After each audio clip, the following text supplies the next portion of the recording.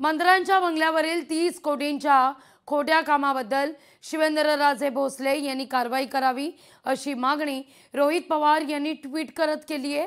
पाहूया आपण।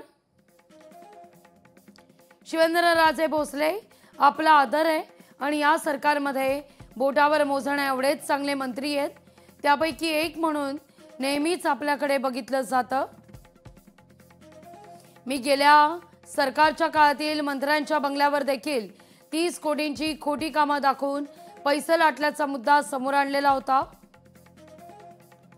सरकारच्या दक्षता आणि गुणनियंत्रक विभागाने देखील या संदर्भातला अहवाल 3 महिन्यांपूर्वीच म्हणजेच जुलै महिन्यात दिलेला होता। हा अहवाल आपणास पाठवत आहे, ज्याप्रमाणे छत्रपती दोषींना कडक शासन करावं, त्याचप्रमाणे आपण देखील या प्रकरणात दोषींना लोकशाही पद्धतीने कडक शासन करावं, ही विनंती रोहित पवार यांचं ट्विट आहे।